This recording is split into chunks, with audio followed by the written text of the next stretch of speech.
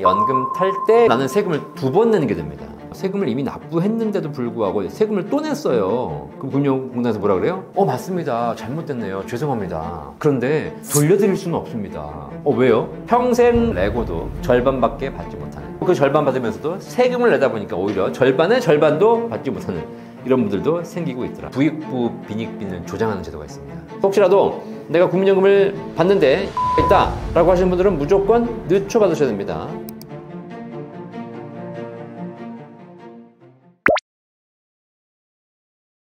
나중에 연금 받을 때 세금 낸다는 거 알고 계십니까? 대한민국에는 소득이 있죠. 대한민국에 대한 모든 소득은 세금을 내야 됩니다. 뭐 좋든 싫든 대한민국에 살면 세금 내야 되고요.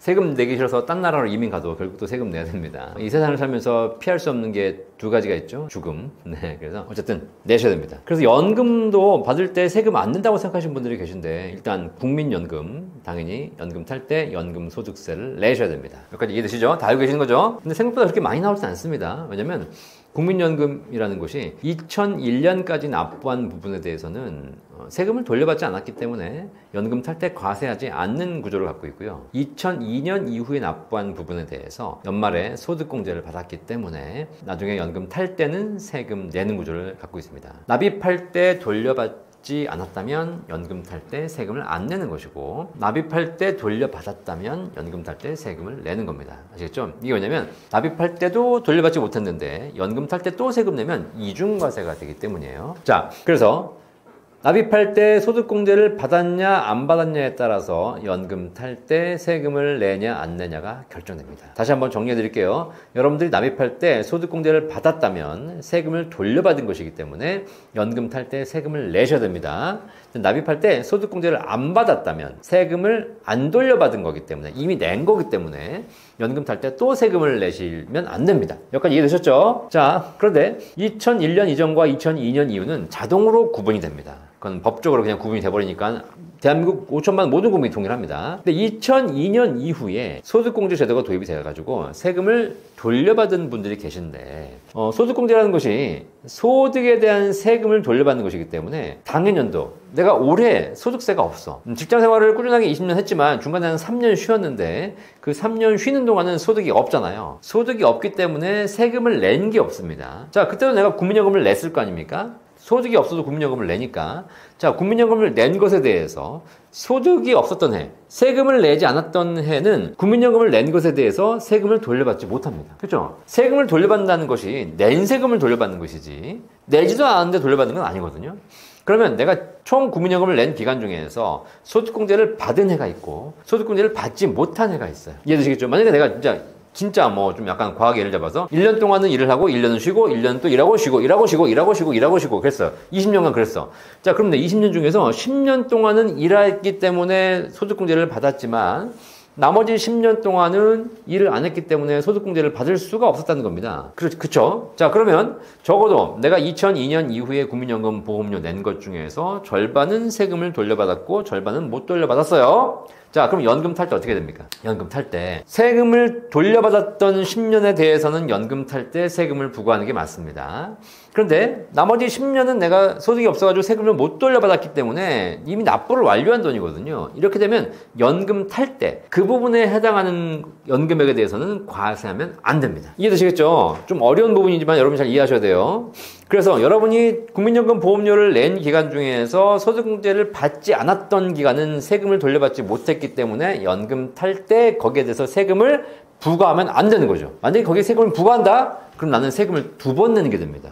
돌려받지도 못했고 대신에 이걸 가지고 또 세금을 내야 되는 거니까. 자, 그렇다면 여러분이 연금 탈 때 국민연금공단에서 선생님 보니까 선생님이 지금 현재 국민연금 내신 기간 중에서 소득공제 받으신 기간이 있고 안 받으신 기간이 있으니까 안 받으신 기간에서는 세금을 줄여드리겠습니다. 이렇게 얘기할까요? 아닙니다. 실제 국민연금의 업무 처리를 보시면 그냥 무조건 과세합니다. 여러분이 소득공제를 받았건 안 받았건 관계없이 무조건 과세합니다. 왜 그러냐? 몰라. 이 사람이 소득공제를 받은 건지 안 받은 건지 내가 뭐 뭐 10년에는 받았고 11년에는 안 받았고 13년에는 받았고 17년에는 안 받았고 이거를 국민연금공단이 모른다니까요. 몰라. 국가가 몰라. 그러니까 그냥 에라 모르겠다 그러고 다 과세해버리는 거야. 여러분들은 그래서 소득공제를 못 받은 해에 납부한 국민연금에 대해서도 전부 다 세금을 내고 계십니다. 지금 현재 이중으로 내고 계신 것이죠. 잘못된 겁니다. 아시겠죠? 자, 그래서 여러분들이 어떻게 우연하게 이걸 알았어. 알아가지고 나중에 이제 국민연금공단에 전화를 해. 제가 지금 보니까 소득공제를 안 받아가지고 세금을 이미 납부했는데도 불구하고 세금을 또 냈어요. 이건 잘못된 거 아닙니까? 그럼 국민연금공단에서 뭐라 그래요? 맞습니다. 잘못됐네요. 죄송합니다. 그런데 돌려드릴 수는 없습니다. 세금을 내신 거는 이미 낸 거기 때문에 저희 돌려드릴 수 없습니다. 왜요? 5년이 경과하셨기 때문입니다. 잘못해서 세금을 부과한 지 5년 이내에 여러분들이 청구를 하시게 되면 돌려주지만 만약에 여러분들이 5년이 넘으셨다면 이미 낙장 불입 돌려받을 수 없는 거죠. 이중 세금 내시는 겁니다. 자, 그래서 여러분들 혹시 납입할 때 소득공제를 안 받았던 해가 있으신 분들은 반드시 국민연금공단에 확인하셔가지고 그분에서 경정 청구 받으셔야 됩니다. 이해되시겠죠? 여러분이 스스로 하셔야 돼요.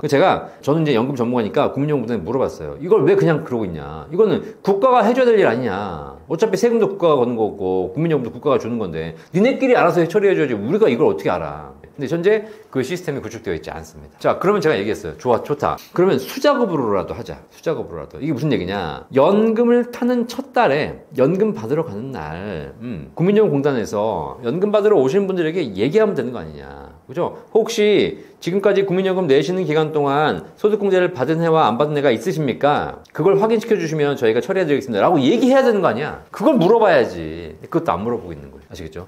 사실 여러분들이 국세청 홈택스, 국세청 홈페이지에 가시면 내가 소득공제를 언제 받고 언제 안 받는지 다 나와 있습니다. 그거 한 장 딱 출력해가지고 소득공제, 세액공제 확인서가 있거든요.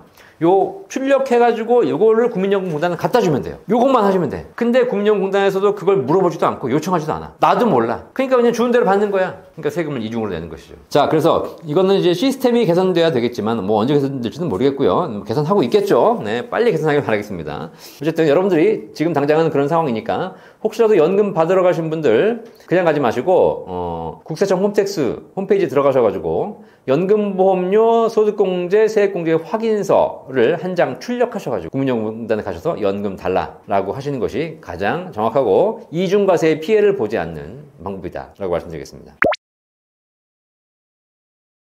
자, 국민연금의 세금 관련해가지고 또 하나의 좀 이제 고민하실 게 있습니다. 일단, 국민연금은 뭐 세금을 내시긴 내겠지만 또 그렇게 많이 내는 건 아닙니다. 그런데 이게 종합과세가 되거든요. 국민연금은 연금 탈 때 연금소득세를 부과하지만 이 연금소득세가 종합과세 대상입니다. 분리과세 대상이 아니고요. 종합과세 대상입니다. 이게 무슨 얘기일까요? 여러분 혹시 은행 가서 예금하시면 이자 받죠? 이자 받으면 이자소득세 15.4% 띱니다. 다 아시죠? 이자 뭐 내가 100만 원 받으면서 100만 원 받는 것이 아니라 세금 떼고 받는 겁니다.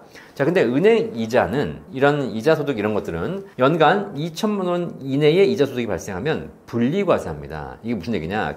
15.4% 세금 떼고 끝이야, 끝. 더 이상 안 내. 그런데 국민연금은 연금소득세를 납부하시고요. 그리고 이것이 종합과세 대상이 됩니다. 자, 그러면 종합과세 대상이 된다는 얘기는 무슨 얘기냐면 만약에 여러분들이 국민연금만 받으신다. 다른 소득은 없다, 노후에. 그러면 사실 종합과세 돼봐야 국민연금 밖에 없기 때문에 국민연금 세금 뗀 거로 끝나는 거예요. 근데 종합과세가 된다는 얘기는 뭐냐면 여러분이 그 해에 벌어들인 다른 소득, 국민연금 말고 뭐 사업소득, 근로소득, 때로는 임대소득, 이자소득, 배당소득 이런 것들 뭐 이거 다 합쳐가지고 종합과세가 된다는 겁니다. 아시겠죠? 자, 그러면 나는 지금 내가 예를 들면 뭐 70세인데 연금 받고 있는데 집에서 놀기 그러니까 열심히 나가셔가지고 여러분이 또 근로를 하셨어요. 해가지고 한 달에 한 200만 원, 300만 원 버셨어요. 그 다음에 내가 뭐 건물을 좀 갖고 있거나 상가를 갖고 있는데 여기서 임대소득이 한 달에 또 한 2, 300만 원 나와요. 그죠? 자, 이렇게 되면 이런 소득들이 쌓이게 되죠. 자, 쌓이게 되면 종합과세가 되지 않습니까? 자, 종합과세는 우리나라는 누진과세이기 때문에 종합과세 하는 순간 소득이 쌓이면 쌓일수록 세율이 올라갑니다. 만약에 일반적인 국민연금 받는 사람들이 대략 연금소득세 뭐 한 2%, 3% 얼마 안 되거든요. 뭐 사람마다 약간 다릅니다. 그래서 내가 100만 원 받으면서 한 2, 3만 원 세금 냈어요. 그런데 이 100만 원이 종합소득 합산 과세가 돼버리면 여러분이 만약에 다른 소득이 한 달에 500만 원 있다. 그러면 연간 6천만 원의 소득이 있는 것이고 6천만 원 플러스 국민연금이 따로 올라가는 거예요. 그럼 이때는 세율 구간이 올라가기 때문에 20%, 30%씩 올라가고 많게는 40%, 50%까지 올라가게 됩니다. 아시겠죠? 자, 그래서 이렇게 노후에 다른 소득이 있는 경우에 연금 소득 이외에 다른 소득이 있는 경우에 종합과세 되기 때문에 실제 여러분이 국민연금공단에서 받을 받을 때는 연금소득세만 원천 징수해가지고 얼마 안 떼고 받으시겠지만 요거를 종합소득세 신고하는 순간 더 많은 세금이 부과되기 때문에 실제로 나의 실수령액은 생각보다 훨씬 더 작은 금액이 되는 거. 이걸 꼭 알고 계실 필요가 있습니다. 그 다음. 자, 이렇게 해서 소득이 있으신 분들에게 대해서는 종합과세가 되기 때문에 세금을 떼죠. 그런데 국민연금에 어떤 제도가 있냐면 감액제도가 있습니다. 내가 평생 낸 연금인데 이 연금액을 감액을 해요. 다 안 준다는 얘기예요. 어떤 경우에 감액하냐? 연금을 개시한 이후에 5년간 65세 개시한다. 그러면 70세까지 5년간 소득이 있으면 국민연금을 다 받을 수 없고 최대 50%까지 감액됩니다. 자, 이게 국민연금, 아니 내가 낸 연금을 내가 받는데 왜 딴 거 있다고 감액을 하냐라고 불만이 제기하신 분들이 굉장히 많죠. 그죠? 네.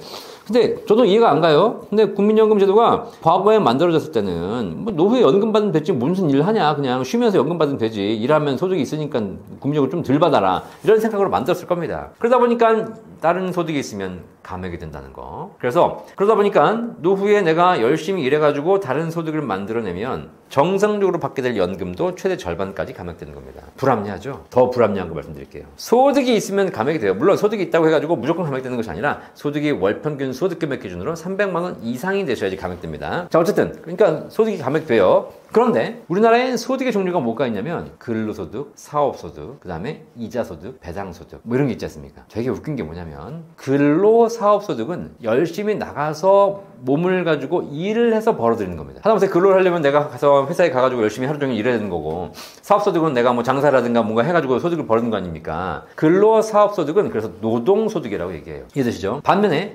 이자 배당소득은 그냥 은행의 통장에다가 1억 넣어두면 1년 후에 3% 이자 300만 원 받습니다. 그죠? 이자소득. 배당소득도 마찬가지. 내가 주식을 사면 거기에 대한 배당을 받습니다. 사실 이자 배당소득은 금융소득이기 때문에 이거는 노동으로 받는 소득은 아닙니다. 그래서 불로소득이라고 하죠. 그죠? 물론 어떤 분들은 이자 배당 받는 것도 쉽지 않다, 그것도 내가 고민해야 된다고 얘기하시는 분도 계시겠지만 적어도 노동의 가치 측면에서 보면 근로사업소득은 굉장히 고생해서 소득을 벌어들이는 것이고 이자 배당은 그에 비하면 사실상 어떻게 보면 돈을 가지고 수익을 벌어들이는 불로소득에 해당하는 것이죠. 그죠? 자, 그러면 노후에 근로사업을 하시는 분들이 더 힘들어요? 이자 배당이 있으신 분들이 더 힘들어요? 근로사업 하시는 분들이 더 힘듭니다. 그죠? 그리고 국가는 노후에 일을 지금 더 장려하고 있지 않습니까? 노후에 집에서 놀지 말고 가서 일 좀 하십시오. 끝까지 생산력을 좀 보강해 주십시오라는 구조로 노후에도 일할 수 있는 여러 가지 일자리들을 많이 좀 제공하고 있어요. 그죠? 그러니까 노후에도 근로사업을 통해서 소득을 만들어내는 것이 굉장히 중요하고 국가도 장려하고 있습니다. 그런데 국민연금은 노후에 근로사업소득이 있으면 감액이 됩니다. 일하라고 해놓고 일을 하면 감액을 시켜버려. 그런데 이자 배당소득이 있으면 한 푼도 감액되지 않아요. 이 감액제도가 되게 웃긴 게 뭐냐면 이자 배당소득은 싹 빼버리고 근로사업 임대소득이 월 소득금액으로 300만 원 이상 있으신 분들은 국민연금이 감액됩니다. 하지만 이자 배당소득이 월 100만 원, 월 1000만 원, 월 1000억이 있어도 국민연금은 한 푼도 감액되지 않습니다. 잘못된 겁니다. 노후에 65세 이후에 그러니까 은퇴 이후에도 더 소득을 만들어내기 위해서 열심히 근로 사업하시게 되면 국민연금 반밖에 못 받고요. 집에 앉아가지고 띵까띵까 하면서 그냥 뭐 주식이나 굴리고 그 다음에 은행에 예금에 넣어놓고 이자 받고 이러면 국민연금 다 받을 수 있습니다. 아시겠죠? 그럼 여러분들이 국민연금 다 받으려면 어떻게 하셔야 돼요? 그쵸? 노후에 괜히 가가지고 내가 열심히 일하겠다고 근로 사업하시면 안 돼요. 그냥 집에 앉아서 띵까띵까 돈놀이 하셔야 됩니다. 아시겠죠? 지금 법이 그렇습니다. 아시겠죠? 뭐 법이 언제 바뀔지 모르겠지만 지금 그래요. 네. 자, 그러니까 뭐 알아서 판단하십시오. 네. 국가가 제도를 이렇게 잘못 만들어 놓으면 국민들이 잘못된 방향으로 행동하게 되는 겁니다. 근데 사실 이 제도가 잘못 만들어진 제도라기보다는 너무 오래전에 만들었던 제도거든요. 그 당시에는 사실 뭐 평균 수명도 길지 않았고 노후에 일하면 뭐 하냐 그렇게 해서 만들어 놓은 건데요. 지금 이제 시대가 바뀌어서 지금은 노후에도 일하는 것이 더 중요하고 평생 현역, 평생 일하면서 소득을 만들어내는 것이 중요하다라고 국가도 강조하고 있고 그걸 권장하고 있는 세상 아니겠습니까? 그럼 거기에 맞춰 제도도 바꿔주셔야죠. 어쨌든 이렇게 국민연금이 굉장히 좋은 연금 제도이지만 이렇게 허점들을 가지고 있고요. 또 연금 탈 때 세금도 내셔야 되는 것이고 감액도 당합니다. 그나마 국민연금은 5년간만 소득이 있으면 감액이 됩니다. 그리고 5년 연금 개시한 날로부터 5년 이후에는 소득이 있어도 감액당하지 않습니다. 그리고 내가 진짜 감액받기 싫다 그러면 국민연금을 5년간 연기하시면 감액 없이 더 많은 연금 받을 수 있기 때문에 이런 제도들이 피할 수 있는 제도가 있습니다. 하지만 공무원연금, 사학연금은 퇴직한 이후에 연금 받으면서 소득이 있으면 똑같이 절반까지 감액이 되고요. 사학연금과 공무원연금 이런 연금들은 소득이 있으면 5년간만 감액되는 것이 아니라 평생 감액됩니다. 평생. 아시겠죠? 네. 그러다 보니까 평생 사학연금을 내고도 절반밖에 받지 못하는, 그리고 그 절반 받으면서도 세금을 내다 보니까 오히려 절반의 절반도 받지 못하는 이런 분들도 생기고 있더라. 그래서 오죽하면 반에 반토막 난다라는 얘기가 있거든요. 자, 그래서 연금에 대한 여러 가지 제도를 조정해야 될 필요가 있겠지만 결국은 퇴직 이후에도 열심히 근로 사업하시는 분들에게 이렇게 페널티를 부과하는 것은 그렇게 바람직하지 않은 것이다. 제가 우리 떠먹TV 구독자 여러분들 내용을 잘 한번 주지해 보시고 이렇게 열심히 말씀드린 이유가 뭐냐면 어쨌든 연금이라는 제도가 좋든 나쁘든 떠나서 잘못된 제도, 국민들을 잘못된 방향으로 이끌어갈 수 있는 제도들은 하루빨리 개선되어야 될 것이다 라는 차원에서 말씀드렸으니까 여러분도 잘 확인하셔가지고 여러분 노후 준비에 참고하시기를 바라겠습니다. 국민연금에는 불합리한 제도라기보다는 제가 보기에는 뭔가 좀 부익부 빈익빈을 조장하는 제도가 있습니다. 국민연금이 사회보험이기 때문에 어려우신 분들에게 더 지원을 해주는 제도인 것이 맞거든요. 그죠? 그런데 제도의 일정 조건을 보면 오히려 부자에게 유리한 조건이 있어요. 대표적인 제도가 바로 국민연금 조기수령 제도와 국민연금 연기연금 제도입니다. 국민연금은 정상적인 연령이 되면 63세, 64세, 65세 나이별로 다른데 이 연도에 연금을 개시할 수 있습니다. 그런데 국민연금이라는 게 노후에 받는 거다 보니까 좀 상황에 따라서 이걸 좀 빨리 받고 싶다라고 하시는 분들 계시잖아요. 그죠? 내가 돈이 없어가지고 당장 먹고 살 게 없는데 언제 기다리냐. 빨리 달라. 조기 수령 원하시는 분이 계십니다. 그리고 나는 돈이 여유가 좀 있으니까 지금 당장 필요 없으니 좀 늦게 달라라고 해서 연금 개시 시점을 연기하시는 분들이 계십니다. 국민연금은 정상 개시 연령보다 5년간 먼저 받을 수 있고 5년간 늦춰 받을 수 있습니다. 이해되시겠죠? 자, 그러면 뭐 똑같은 금액이라면 다 일찍 받겠죠. 누가 늦춰 받아요? 빨리 받는 게 좋지. 그렇기 때문에 일찍 받으신 분들은 정상 연금액에서 일찍 받는 횟수에 따라서 1년에 6%씩 감액을 해서 지급합니다. 정상적으로 받을 금액이 100만 원인데 1년 일찍 받게 되면 94만 원씩 평생 받는 것이고 2년 일찍 받게 되면 88만 원씩 평생 받게 되는 것이고 최대 5년을 일찍 받게 되면 6% 곱하기 5 30%가 감액된 70만 원을 평생 받게 돼요. 반면에 돈이 여유가 있어서 늦춰 받겠다 그러면 늦게 받는 거니까 올려드려야죠. 그래서 올해 받는 것이 100만 원인데 내가 올해 안 받고 내년부터 받겠다 그러면 1년 늦춰 받으시니까 7.2%씩 올려드립니다. 그래서 내년에 받으면 107만 2천 원씩 평생 받는 것이고 내후년에 받으면 114만 5천 원씩 평생 받는 것이고 5년을 최대로 늦추시게 되면 36% 올라간 136만 원을 평생 받게 됩니다. 여기까지 이해되셨죠? 자, 이래서 이론은 뭐냐면 일찍 받으신 분들은 감액을 하고 늦춰 받으신 분들은 증액을 해서 드립니다. 이거 당연히 맞는 개념이죠. 그죠? 자, 그런데 문제가 뭐냐? 이 감액률, 이 증액률이 너무 기울기가 크다는 겁니다. 빨리 받으셔야 되는 분들에게는 6%씩 감액하는 것은 굉장히 좀 과다한 감액률인 것이고요. 늦춰 받으신 분들에게 7.2%씩 올려드리는 것도 굉장히 많이 올려드리는 거예요. 그러다 보니까 여유가 있으신 분들은 다 이제 연기하시는 겁니다. 왜냐면 내가 연금 받아가지고 통장에 쌓아둬봐야 2% 3% 이자도 못 받는데 이걸 늦춰 받게 되면 7.2%씩 올려주지 않습니까? 그죠?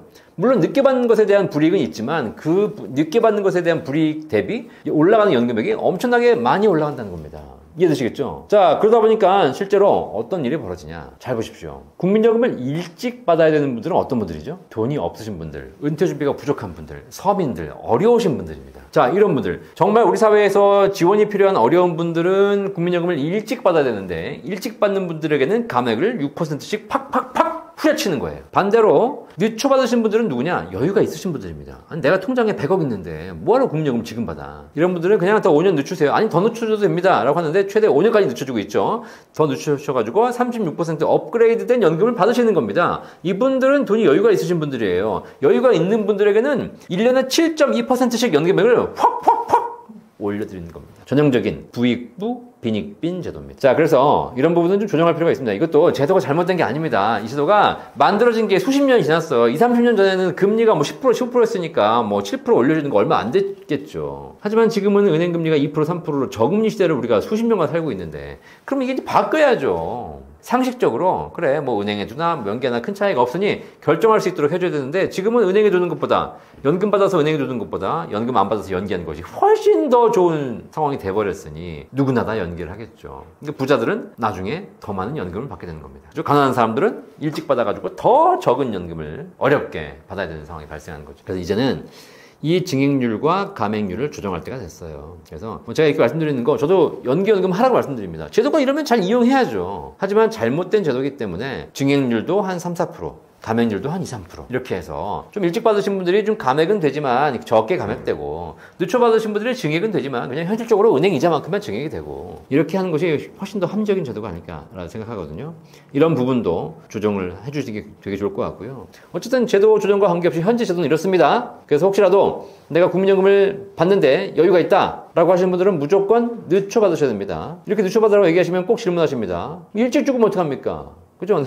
아니 일찍 죽을 줄 알면 일찍 받아야지. 근데 일찍 죽을지 모르지 않습니까? 늦춰 받으시고 80세까지만 사시면 됩니다. 아시겠죠? 네. 늦춰 받는 사람들이 좀 불리하지만 80세가 넘어가게 되면 일찍 받으시는 것보다 늦춰 받으시는 분들이 훨씬 더 누적 수령액이 커지게 되거든요. 그래서 80세 이상만 살 것 같다? 그럼 늦춰 받으시면 되겠고요. 80세 이전으로 돌아가실 것 같다? 그럼 일찍 받으십시오.